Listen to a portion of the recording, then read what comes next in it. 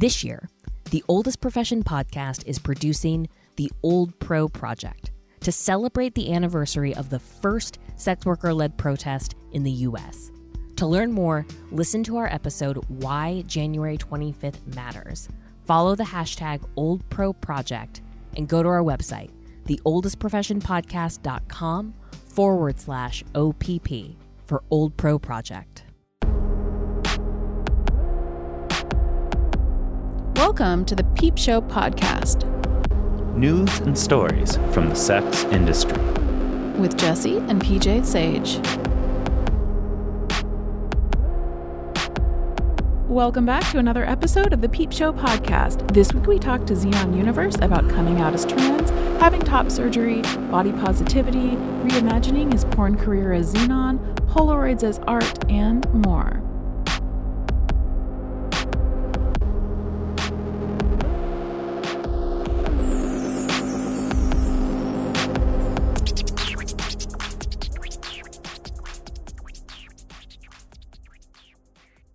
Is there enough kink and flirtation in your life right now? Aorta Films creates lusty, opulent, glorious fuckery. Their films are full of beautifully shot, super hot queer porn featuring a large range of bodies, identities, kinks, and dynamics. This month, check out Aorta's newest release, Pink Lemonade, featuring Daemonum X and Scarlet. Good dollies should be seen and not heard. So why does Scarlet go looking for trouble during a service session with Daddy Daemonum X? One misdeed calls for a spanking, and a second warrants reprogramming. Could this have been what Scarlet wanted all along? $9 a month on Patreon gets you full access to Aorta's library of 60-plus short and feature films, with a new film released on the first of each month. Or back them at the $17 a month level and get a download of that month's film delivered straight to your inbox. Check them out at aortafilms.com. Hey, I'm Adrian, one of the hosts of After Adult Podcast. My porn name should be Mozart Fremont, but you probably know me better by my actual porn name, Siri. I'm Rachel, but my porn name would be Woody 16th Avenue. After Adult is a podcast about life and porn. I don't actually watch porn. I don't really watch that much porn either. I probably watch more than you, but I mean, most of the time it kind of would feel like going to work on my day off. You 100% watch more than me, because I don't watch porn. Find us wherever you get your podcasts. Just search for After Adult. Or visit afteradult.com and follow us on Instagram at afteradult. We're here today with Xenon Universe, who is an indigenous, non-binary, trans male porn performer, interdisciplinary artist, model, and poet. He's passionate about queer sex liberation, body positivity, trans for trans, and decolonizing porn. He also loves taking polaroids and turning them into XXX zines. So welcome. Hi, thanks for having me. Yeah, we're really excited to talk to you. And you are a new new name. Yes. Tell us a little bit about what's been going on with you. Wow. Well, it all kind of evolved really quickly. I was mostly focused on taking my hiatus and focusing on my transition. Mm-hmm. Last year was a difficult year. Yeah. Granted, with everything else going on, and then like transitioning in isolation. It's been a blessing, but it's also like, oh, it's overwhelming. We should say for, folks who are listening who don't know, do you want to tell them about this, what kind of transition you've been undergoing? Well, I'm trans male, so everything about my transition has been like just reflecting of my own gender and like how far I've come in this. Because in the industry, I've only been coming out like little bits at a time. Mm-hmm. I'm not really talking too much about it because I was afraid. Yeah. It was really daunting to have to make such a huge change. Mm-hmm. Yeah, and in such a public, as a public person too, it adds a whole nother layer of things. Exactly. Like all my experience was like living as a woman, performing as a woman, and overcompensating and in performative femininity and so on. Mm-hmm. So all of these changes have been really, really huge, and I needed a lot of time to myself to consolidate all those feelings and deal with all the changes, not really under the scrutinous eye of everyone on the internet. Yeah, that's fair. Understandable. So last year, my biggest thing was my top surgery. So I had top surgery in November, where my breasts were removed and my What was that chest like? masculinized. I was anxious up to the morning of my surgery. Yeah. That kind of fear like didn't really go away. Mm-hmm. But I knew I was in good hands. I had an amazing surgeon and a really amazing medical team. So everything went off without a hitch. Like there were some bumps in the road with all the testing and preparations that I had to do before surgery. Mm-hmm. There were things like they found something in my chest. I had to do mammograms. Yeah. I had to have my blood checked so many times. There was a cardiologist layer onto that. I had to see a cardiologist and like deal with some issues like that. Oh, wow. So every step of the way, I was kind of worried: is this going to really happen or not? Mm-hmm. Yeah. Because I mean, I had so much support behind me. So many people donated and like helped me to get my surgery and everything. But then I was worried: what if my body's going to prevent me from having surgery? Right. Yeah. So And like, it what do was you good do that then? yeah. I am so grateful that it all came together at the last minute and I was able to have my surgery. I'm healing well. I haven't had any problems that I could report. That's And I great. feel amazing. Yeah. I mean, it must be such a huge change for you. It is a huge change because, I lost my flat chest at a young age. Mm-hmm. And I had to get used to it because there's not really much you can do with it. Especially at my size, I had like really huge breasts before. Right. That were always huge since I was like a young teenager.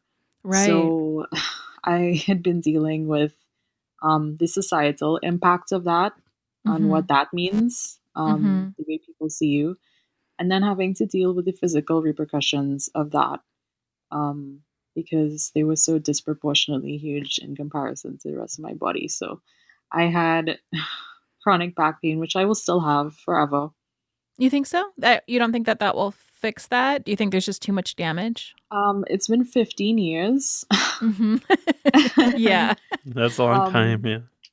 With not a lot of really help with that because for a long time in my 20s, I was very depressed and basically on autopilot Mm-hmm. before I was able to kind of come out of that and come out. And then I started to, care about my body more and care about everything more, really. Yeah. Mm-hmm. So there will always be that, it's degenerative. Oh, yeah. I won't suffer any more damage. Like it won't go any further. But I'm gonna have like problems with my back, and I still have costochondritis flare ups from time to time. That's an inflammation of my ribs, which was Oh, caused from like my huge breasts. yeah. Pulling, Oh, wow. pushing. It's just for my body, it just didn't work. Mm-hmm. So this surgery was not only like important for my gender, but it was like really vital for my physical health. Yeah, it must be such a huge like change though. You probably had to change like all of your clothes and everything. Honestly, the more that I wear my clothes now, the more that I realize that my clothes were never meant for tits. I mean, across the board, like men's clothes, women's clothes, like the fashion industry is not here for boobs. That's really interesting. And I knew that because every time I would get dressed, I'm like, if I just didn't have tits, this would be A plus. This outfit would be so great. I feel that way about my ass because I like have a disproportionately like big ass and I can't even wear pants. Like I've given up on pants. I have like one pair of stretchy jeans that like kind I was just of thinking, I fit. saw you wear pants the other day, which wasn't to contradict you, but just it occurred to me like, wow, you're wearing pants. It's been a really long time since you've worn pants. Yeah, and I happen to like dresses, but it's not even really about that. It's more about the fact that like trying to pull pants up over like my butt and hips is just like such a chore that it's not even worth it. So I like feel you in I mean it's not an issue of like gender identity for me, but it is an issue of like there's a whole bunch of clothes that are just like completely impossible for me to wear. Yes, that's how I felt before, because when I was young, and when you're that small, you can do anything. Hmm. And then when I started going through puberty and developing, I realized, oh, I can't really wear these things anymore because of how my chest is. Yeah. There's a difference between like wearing a halter top at 7 and wearing a halter top at 13, and it just doesn't look good. Yeah. Yeah. I can do those things now again. Yeah. That must feel really good. It feels amazing to really just be able to wear anything. And now I can see other parts of my body also. Like I knew I had hips, but now I can really see them, which is fine. Sometimes I might get a flicker of dysphoria, like what's going on there? But then I'm like, it's fine. Who cares? Like it's Yeah. good. It's just really prominent now that I actually have one shape and not like 3 different shapes going on. Yeah, yeah. I recently wrote an article for Stoya's magazine Zero Spaces and I interviewed you in it, and it took so long to come out that by the time it came out you were in a totally different place, which is interesting, and I in relation to what we're talking about. So when I interviewed you over the summer for the piece is on empowerment and whether sex work is empowering. One of the conversations that we had was about the fact that at the beginning of your career, you kind of felt like you were playing drag almost, that you were like performing this femininity. But as you got further and further in your transition, you just didn't want to do that anymore. And at the time you were like, I want out of this. And now it seems like something's changed in you and you want to kind of rebuild your career as you are now. So do you want to talk a little bit about like what that transition was like? Yeah, of course. At that time, I really didn't know what I wanted to do because, like I said, a lot of things with my transition were like up in the air.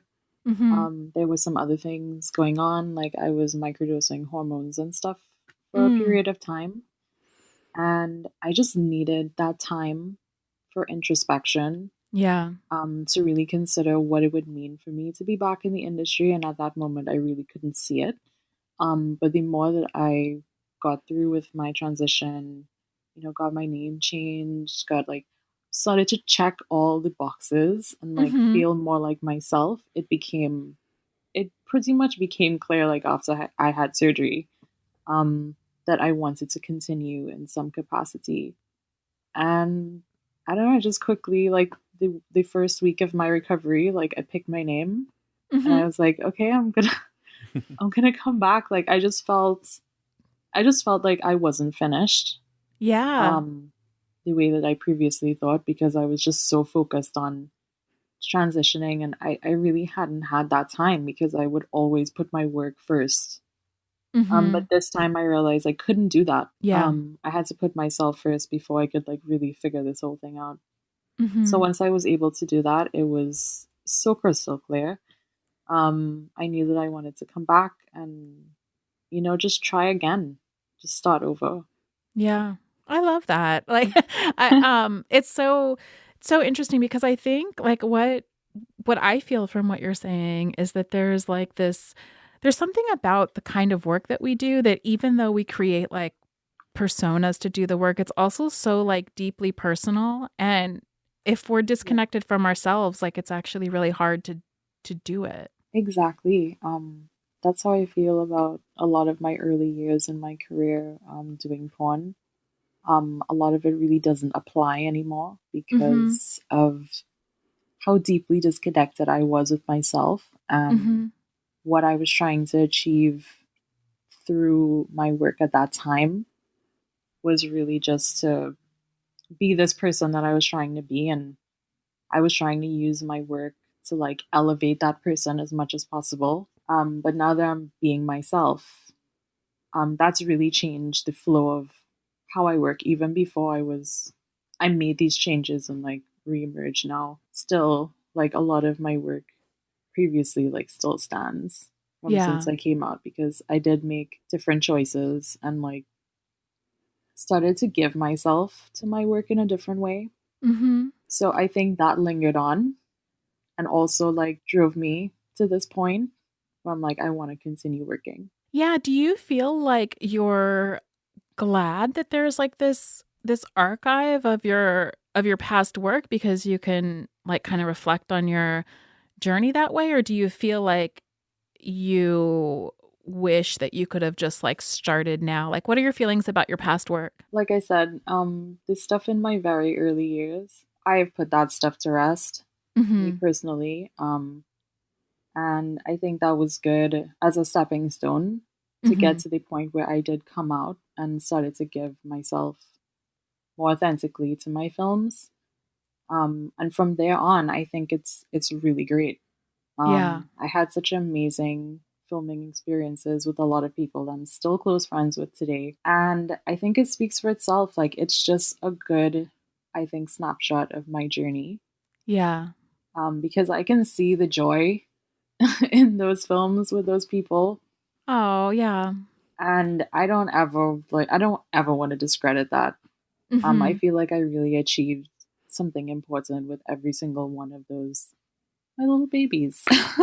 Yeah, as somebody who's like followed your career, I can see that too. And there's not like this is now I'm going to be embarrassed because I'm going to like fan a little bit over you, but there's not a ton of people in the industry that I have very strong feelings like I love their aesthetic and wish I could work with them. And you Oh. are like definitely one of those people because I feel like there's like a very like, well, first of all, like I like your aesthetic and the way that you create content, but I also think that there's like a very sensual beauty to the work that you do. Thank you so much. That is, yeah, I also see that joy, I guess, is what I am saying. I'm so glad because that's my main thing. I try to make really comfortable, affirming experiences for my scene partners. It's something that we connect over Mm-hmm. and something that we can build on, something that's genuine and authentic and just true to that person and me. That's all I try to do, and I realize that there's no reason for me to continue to try to be somebody that I'm not. Yeah. Like, even if it's difficult for people to accept, or they don't like it, or they don't support me anymore, like, I I had to let those things go. Yeah. Mm-hmm. I think that was another step in really kind of figuring out because I'm like, what if I'm completely disowned by my audience and the Mm. other people in the industry? And like, what if I can't fit in? Like, it was difficult for me to fit in before, even as I'm living as a cis woman. Um, Now that Mm-hmm. I'm a trans guy, like, where do I fit? And I'm also not a binary trans Right. person either. So that's another layer of complexity. Mm-hmm. But I realized that, some people like complexity. Mm-hmm. Yeah, I And was at the gonna. end of the day, it's not that complex, right? Yeah, I mean, a lot of people like complexity, I think. Yeah. So, yeah, and I, actually, sorry, go ahead, PJ. Please. oh, I was gonna ask how people have responded now that you've come out as Xenon. The response has been amazing. Obviously, my friends and, colleagues have been so supportive of me. A lot of my audience and like longtime supporters, people have been my clients, even from like camming days, still stick with me. I assume some people have fallen out of the cracks. If they haven't said anything to me. So Yeah. I feel grateful that it hasn't been like hate mail or Yeah. anybody being like angry that I'm trans. Luckily, that's good. There have been a few, why did you, get rid of your tits or whatever. I'm just like, oh, Jesus Christ. Uh, Yeah. Sometimes I have to be like, I have to deal with the wino boobs or whatever. Yeah. now and again, but that's just, I can just block and move on. Yeah, it's funny that I was scrolling Twitter the other day, and Siri Doll, who's a friend of the show, and we've had her on before, got a reduction surgery, and kind of between the time that she left porn and then came back, and many of her fans were like big boob fans, and she was talking about the fact that she gets like a ton of messages like that from people who are like, why would you do that to yourself? Why did you make your boobs smaller? And she's like, because I wanted to. It's my body. Like, what's your problem? And Exactly. I think that's interesting that both of you guys have had, some people who've been questioning like choices about what you do with your body.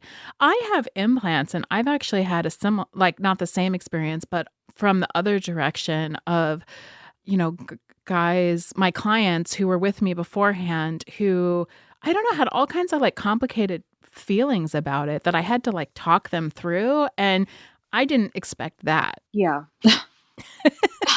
Yeah. Who were like, oh, I really like it, except now I feel like you did that for blah, blah, blah. I don't know. And I was like, what are you talking about? Like, I didn't do this. I did this because I wanted to. Yeah. I think it's hard for some people to believe that like we interact with our bodies ourselves and not just as an object for other people. Yeah, I think so. I've had the experience of, I mean, I have to fully disclose, in my sex working career, I've never really made my whole thing around my tits. They just were there. Yeah. So people just fixated on that, but I was never like, the big titted goddess or whatever, Right. people wanted me to be. I never branded myself like that. But it was nice when people would come to me and say, wow, you made me feel so much better about my body. I don't really see chest like that. And then even when I transitioned, they were like, wow, I don't really see like trans guys, being so comfortable with their body like that. I think that's really amazing, and it's making me feel better about my body. I wanted to be clear that I don't think trans men need top surgery. Yeah. Yeah. Not at all. Like, I'm not trying to adhere to any standards or anything like that. For me, it's just like I remember how my body used to be, and I yearned for that for a long time. Like, I never wanted this change to happen. It was something I had no say over. Right. So this is me really like reclaiming my body. Yeah. I want people to feel good regardless of gender. If they have a big chest, that they don't have to do anything with it. Right. So I guess I was worried about coming off like that, like I'm anti boobs or something. Just for me, just for my body. Right. And I think that's actually interesting and kind of ties back to what I was saying, that sometimes like I think that people assume that the choices that we make about our own bodies are like broader statements about them or about how we feel like bodies should be, when actually it's like, I found it interesting that I had to explain to a lot of clients that like this wasn't about their desires. Right. This isn't about you. I mean, I often have to explain to clients that, everything I post is not about them. But, Yes. I am.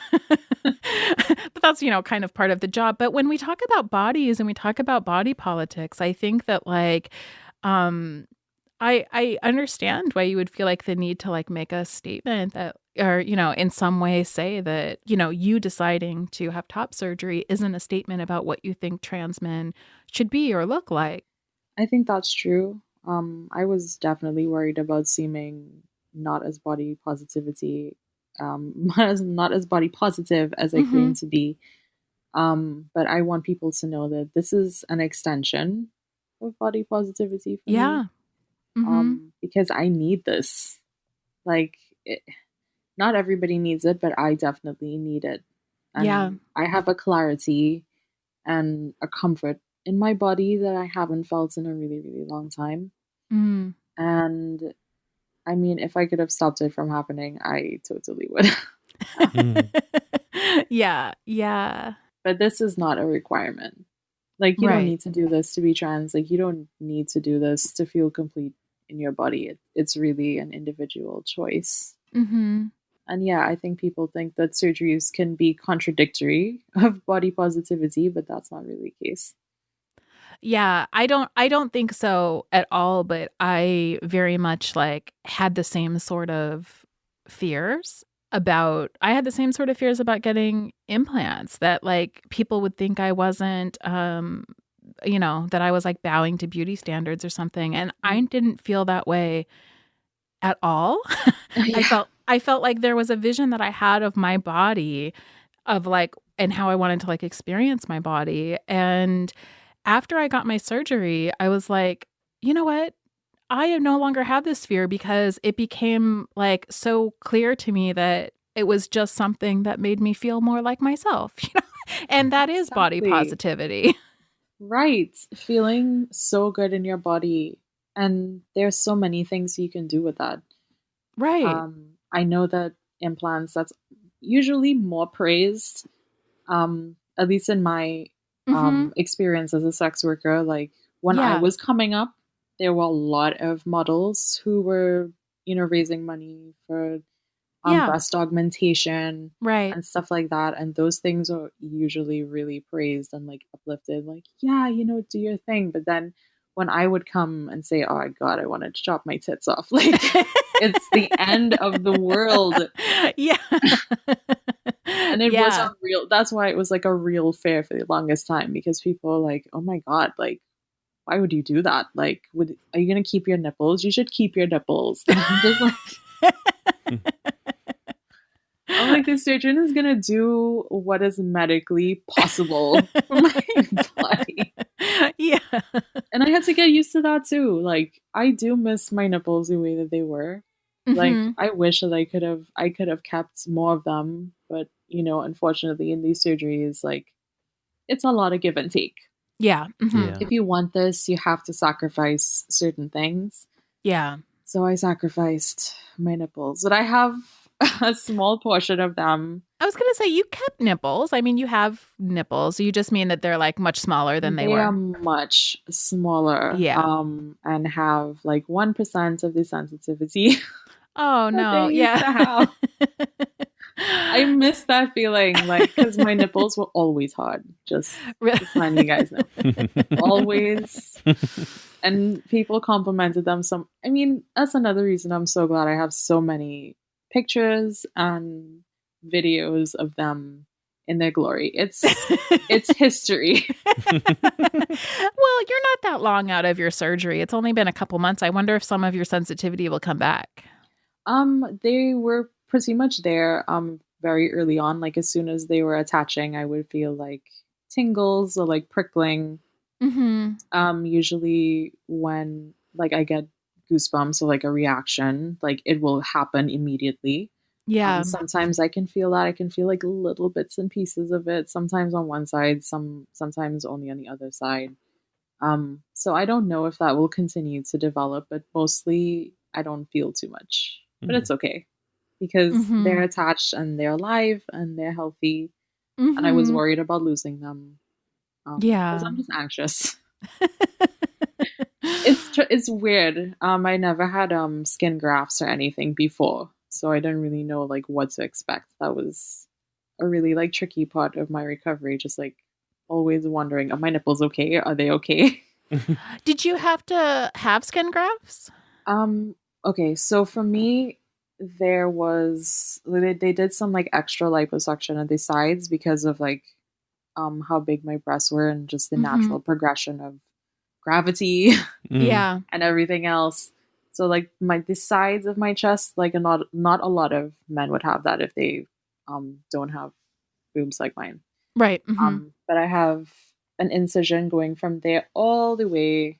They're connected in the middle, so I have one big scar coming all the way Right. across. Mm-hmm. So all of that is gone, and they stitched me up, and then they fashion like new little nipples out of your old ones, Right. and then graft them onto your Yeah. skin where they should be. So that's, Oh. yeah. So they're not like your original nipples. No. They Yeah. make a Okay. new nipple, Right. with a little piece of the sensor and like some of my areola. Mm-hmm. And yeah, so that was that. And they cracked and peeled and did some crazy stuff. Was the recovery harder or about the same as what you expected, like in terms of pain? And what was the recovery like for you? I mean, it was much better than I expected. Yeah. Well, that's good to hear. Yeah. I was really, I had no idea what to expect, and I've had major surgery. I just never been through something like this before, never been under anesthesia, like none of that. So, Oh, wow. Mm-hmm. yeah. So this entire thing was new. The first couple of days, I guess you could say, were like, I was the most down because I was still like coming out of anesthesia. Yeah. You know, there's nausea, like going through all of that. Having drains in for the first Oh. Yeah. was like I knew about that because I'd been researching like breast reductions and stuff since I was a teenager. So like I knew bits and pieces of the potential of things to come from surgery, but it was like surreal to go through it and to really feel like, wow, they're really gone. Yeah. And I couldn't see my chest at all for the first week. I was bandaged incredibly tightly. Mm-hmm. So it was just like hard to move. Yeah. I found after my surgery, it was hard to sit up. I needed PJ to like push my back to like sit me up. I was sitting up all the time because I'm actually only now getting like reacquainted with like sleeping on my side, which is how I'm used to sleeping. So I've been sleeping for the past 2 months, like basically upright. Yeah. Did you get one of those like husband pillows? Yes. Yeah. Yes, I did. Because I knew I would need it. Yeah. I had everything that I needed, and I had a friend who was with me.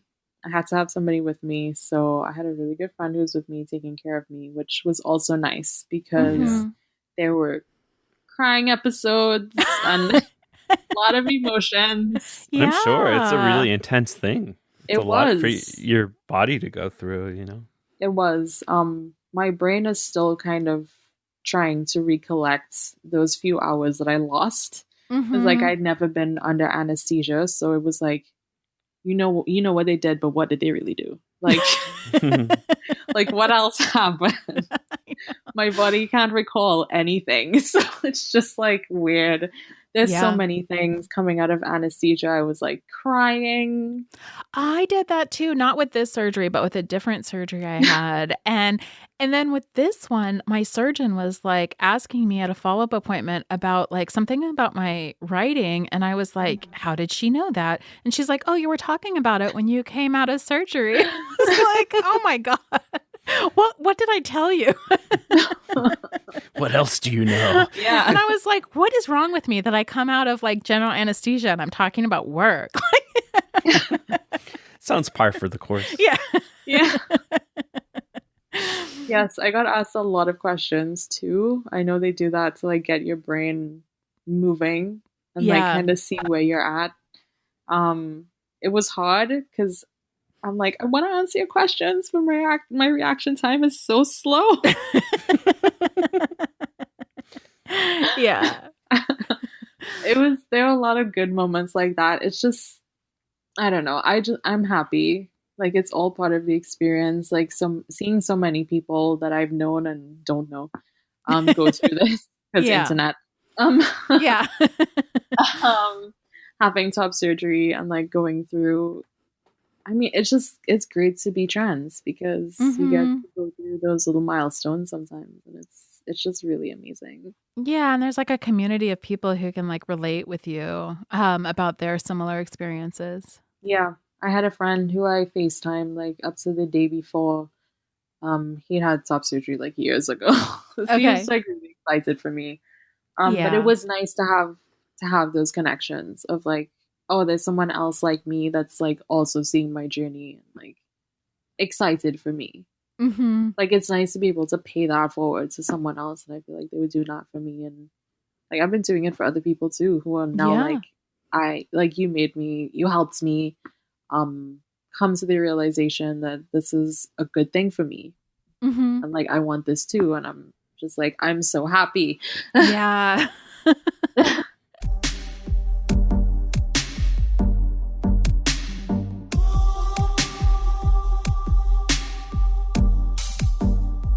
Thanks for joining us today. Jesse and I are dedicated to platforming sex worker voices and covering important political issues for those in the sex trades. But we can't do it without your help. If you believe in our mission, find us at patreon.com/peepshowpodcast and show us some love. We're also seeking advertisers to help us grow. Thanks for helping us make Peep Show happen.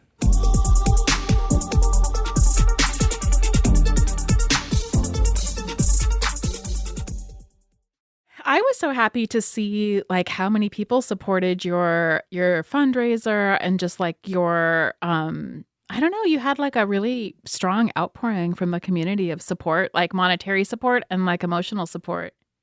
Yeah, I was so grateful. I'm still blown away by it. Mm-hmm. Again, because I was worried that I wouldn't be so accepted with this change. Like I had experiences before where I was being made to feel like I was attributed to my gender or something. Mm-hmm. So I was worried about making that shift, and having that support really helps me get to this point. Yeah. Like more than anything, really. Like Mm-hmm. seeing how much people want me to have a happy, authentic, healthy life. Yeah. I think that's also like a testament to you though. Like there's a reason that people want to like support you, see you happy, and you should also like take some credit for that. It's so hard because it's so hard to do that. Because a lot of times I feel like I don't actually know if I'm making an impact. Sometimes it's like, I think being shadow banned on the internet is the Yeah. most difficult thing. Mm-hmm. Yeah. As a sex worker, because you don't really know who's actually seeing your stuff, Right. or Mm-hmm. who appreciates. You know, I'm always surprised when I meet people, or like people stop me, or like at a convention or what, not in like general walking down the street, thank God. And they're like, "Oh my God, you're la la la," and then they start talking to me, and I'm like, "Oh my God, what?" That's so nice, though. I love you. What? It's so crazy because most of the time, you know, my social media is like so dead. I don't really know who's thinking what about me. So it's just nice to know that people do care. They do see me. Mm-hmm. They see me out here and they just want to support. And I'm just grateful because I wouldn't be anything without this community and like without sex work in the adult industry. Yeah, I mean, I think that that's something that's like hard about the sort of industry we're in and the work that we do is that it can feel so isolating. And then you realize that there are actually other people out there. In those moments, I think we have to like hold on to. Yeah, I agree with you. It does feel isolating, and I felt like that for a really long time in my career. But when I started to get out there, like actually out there in the world and meet other sex workers and have those real life experiences with other people and like Right. creating content, like building a professional relationship, building friendships. Mm-hmm. I mean, it's incredible. I agree with you. I think that there's something very different about getting out there and like actually seeing people in real life and recognizing like what it's like to be a part of a community and the fact that we all like work from home and that we're all like shadow banned. Yes. It makes it hard to see that, but it's real though, and it exists, and it's good to be reminded of it.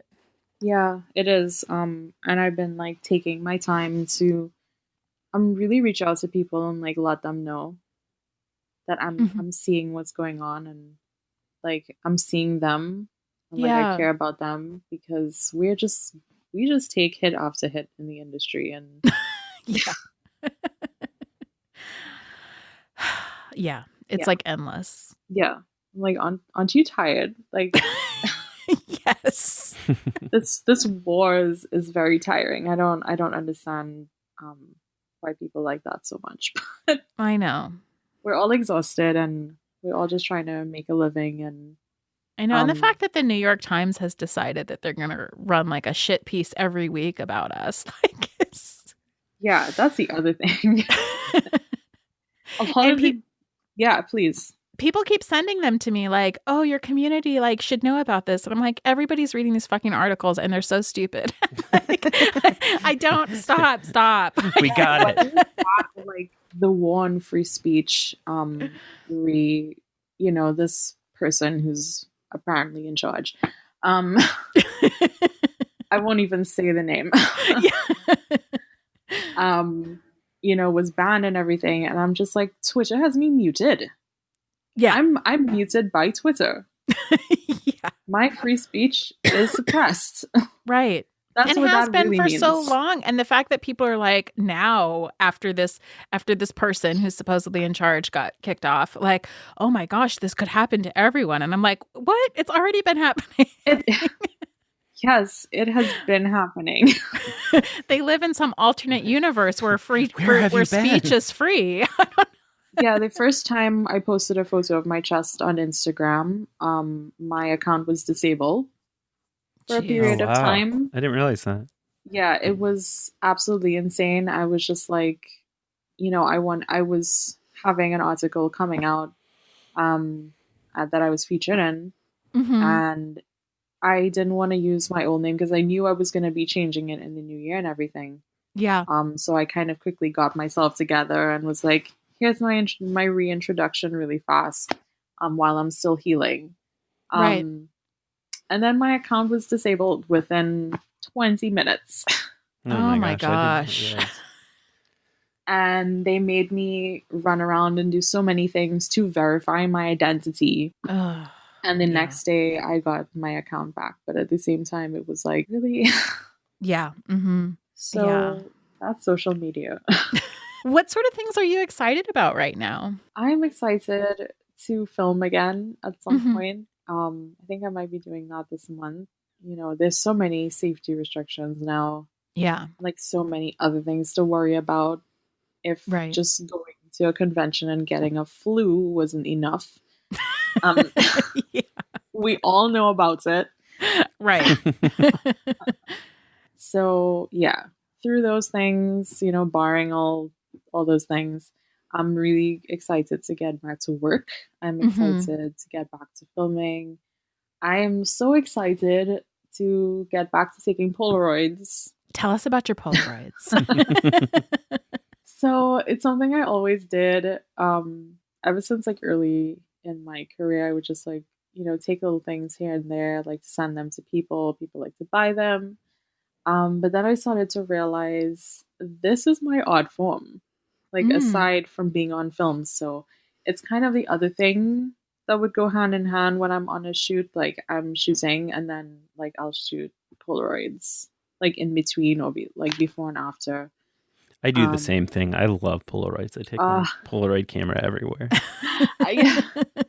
I love them so much. Sometimes I do forget, especially if I'm like filming a video. It's very easy to forget the Polaroids, but I try to make them a priority, and I want to make them a very, very serious priority this year because I have so many packs of film that I bought. I just accumulated in quarantine that I haven't used that I want to use.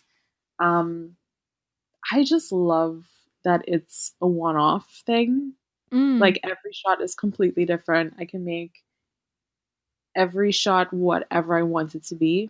I love that it's temperamental and challenging. It gives me a lot of work to like figure out, how the camera works, like what's the lighting situation, the settings on the camera, like how I fit everything into the viewfinder. Like I just love creating that perfect shot. And you sound very much like PJ right now.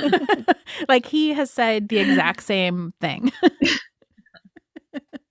I just love it. And, growing up, there were Polaroids, family photos and things from like the 60s, photos of my grandparents and like my mom and stuff. And I just always loved those things. So I'm glad that I get to do it now. And I turn them into like little zines. I haven't done one in a long time because of all this transitioning and everything I've been doing. But I want to come back with like a fresh, new, like updated thing with Yeah. that. Mm-hmm. And I also want to make my Polaroids into a multimedia kind of art series. So I'm going to do like paintings and like collage them Oh, onto the cool. paintings with some other Oh, things. that's neat. Yeah. So I'm so excited to do that and Yeah. kind of reintroduce like new little parts of myself to the industry. Yeah. That's really cool. Yeah, I like this. I also like this idea of like a moment in time that you capture that you can't get and you can't recreate. Exactly. I love that. They're so irreplaceable. I mean, you can take so many of them, but they'll never all look the same. Right. Right. I mean, even just the way they come out of the camera like affects how they ultimately turn out. Exactly, because you can use like 2 packs of the same film and they will still look different. You'll know, oh, that was that pack of film and this is Right. the other pack of film, even if it's the same one. They're also kind of expensive, and I think that there's something about that like gets wrapped up in the art too, because it's not like a digital picture where you can take like 500 and pick the best one. Yeah. Exactly. That's what I love about it. It makes me think about what I'm doing. Yeah, Because it's- usually if I'm on my iPhone, I'm like, oh, I could take 200 shots and you can just Right. You just get the best one or whatever. You Yeah. just go through it afterwards. Yeah. Yeah. And I mean, personally, I started doing photography long enough ago that like film was my only option. So I Right. learned on film and I learned like developing stuff in a dark room.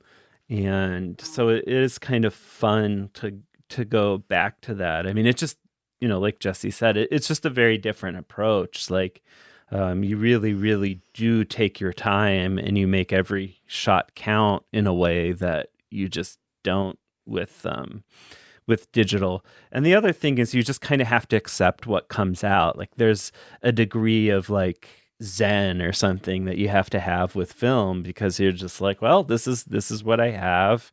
There's only so much you can do with it. It's, but digital there's so much more options in terms of like photoshopping and face tuning and all of that. Mm-hmm. Yeah. Yeah, I do put myself into that mental space of thinking of my grandfather taking Polaroids of my grandmother. At that Oh, that's time neat. Yeah. when that's all he had to capture my grandmother, like on that day in that moment. Yeah. So I always try to think of, well, this is it. So I have to make it what it is. And I kind of have a habit, like before I'll start, where I'm like, okay, we have 8 shots. Yeah. So just keep that in mind. We're going to do this 8 times. So everything has to be just right. Yeah. Mm-hmm. But yeah, I love that. I love that it's nostalgic. It's luxurious somehow, like in a way, because it is expensive. Mm-hmm. Even though it was just like a common household thing at one time, now it's like really Yeah. expensive. Yeah, especially in relation to having access to digital like technology. I think that when you put those two things against each other, it's even like more expensive. Yeah. Yeah. But the film itself is far more expensive than it used to be Mm-hmm. because Yeah. it was just like mass produced in much, much higher quantities before. Mm-hmm. But with what you can create, I think it's totally worth it. I just love it.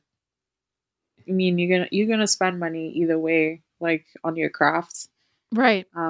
This is just one way to craft. Yeah. Yeah. Xenon, is there anything else you want to talk about before we sign off? Well, I want to work with you at some point. So. I want that so much. I think Hopefully this COVID disaster will end soon. I want to work with both of you at the same time. Like, that's what I want to do. I think that would be amazing. I think we could create really beautiful things. Yeah, sure I we think can make that would happen one be day. amazing. Like, Yeah. like I said, I don't always get a chance to like work with other people who are parents, and Mm-hmm. I think that just adds another layer of I see you. Yeah. Yeah, yeah. There's definitely that connection. I don't know if I've ever shot anything with another parent. I'm pretty sure I have. I mean, except for PJ. But I think that you're right, because I've even experienced that in like my personal life too, that like partners who know what that's like to like as a parent, you kind of live your life like for another person. So to kind of like reclaim like pleasure for yourself is actually like a more deliberate experience, I think, if you're a parent. So Yeah. so there's something about that I agree, if you can like share that with another person, that could be really neat. Yeah. And I've had the experience of feeling like, I don't know, like it always feels different when the person I'm working with is a parent. If that Mm-hmm. makes sense. Like I feel like It's interesting. they understand intimacy in a different way. Yeah. Mm-hmm. Because they've had that experience of like bringing a life into the world, and now they're raising that child, and still Mm-hmm. continuing to like be a sexual person Right. Yeah. as a parent and stuff like that. Like there's just a different vibe that's there that's really interesting and like fun to explore. I don't know. I think that being a parent is like you learn to relate to another human being in a different way. Yes. That's Yeah. definitely the case. Or Yeah. at least for most people. Yeah, because you live like for the other in a way that you don't if you're not. I mean, people have romantic relationships, but it is a different level of intimacy. It's a different thing. Yeah. Yeah. Going back to the original point, I really want to work with you. And I think we need to make that happen as soon as there's like vaccines, which should be soon. I'm crossing my fingers. I'm really hoping. I know. It's so necessary right now. I know. This has just been going on and on and on way longer. I remember last March thinking that this would be like under control by summer. Wow. I didn't have that much faith in the government. Okay, I mean that's fair, but Also science. yeah, okay. I mean, other countries have managed to like get it under control, but Well,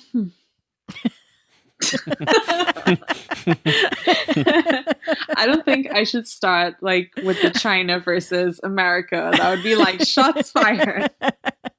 My Asian friends would be like, yeah, but everybody else would be like, no.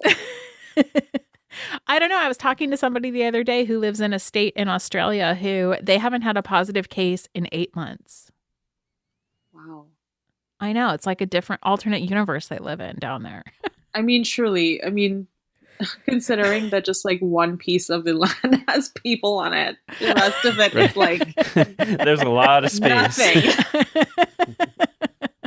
Because you can't live out there, you'll die. No. Yeah. Okay. Although, All right. shout out to the indigenous people of Australia. You can put that in there. Yeah. So, but yes, soon, Soon. someday it will be safe again, and I'll leave my house and I can make something pretty with you, and I will love that. Yes. The three of us. Yeah, I think it would be really nice. I would love that. We'll have to come visit you and make It's that so happen. bad here. People People don't vote right here. Well, that's true. But yeah, I do miss that. I do want to travel and like see people and work again. Yeah, I think the last time you were close enough to me that we could have worked it out, PJ was actually going to Australia. Speaking of weird coincidences. Wow. That's true. I remember Big that. circle, yeah. My one and only visit to Australia. Yeah, it was. Yeah, That you was were pre-COVID. You yeah. were leaving to go to Yes. Australia, and then everything went to shit after that because you came back and got a cancer diagnosis, and then COVID God. happened. Mhm. So, Yeah. we're rebuilding. We're Yeah. going to rebuild everything. Yeah, and I mean, at this point, I am the best version of myself that I can be. Mhm. And I think that there's no better time, to get back to it and like work with people that I've known for a long time for the first time, Yeah. Mm-hmm. I Well, think this year's going to be the year. I think we'll have plenty of 2021 where we'll be able to go to events and travel and stuff. Hopefully like the second half of the year or something. Yeah. We'll cross our fingers. Well, it was so nice to talk to you. I love chatting with you every time. It's always a pleasure. And we could chat again, but like not on the podcast. Yeah.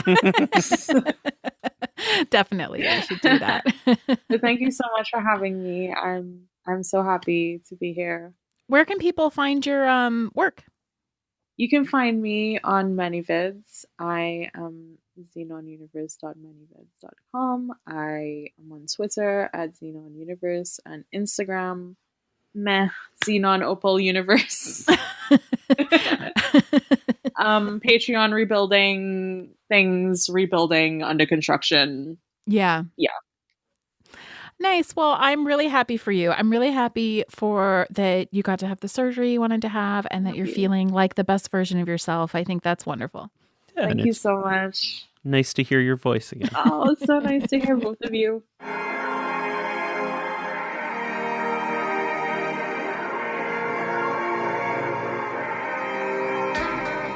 Thank you for joining us for yet another episode of the Peep Show podcast. I'm PJ Sage, and you can find me on Twitter at PeachSage. And I'm Jessie Sage, and you can find me on Twitter at sapiotextual or at jessiesage.com. We would like to remind you that we have a Patreon account and would appreciate your support.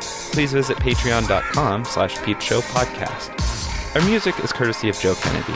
The show was produced by Jessie and PJ Sage. Signing off. Have a great week.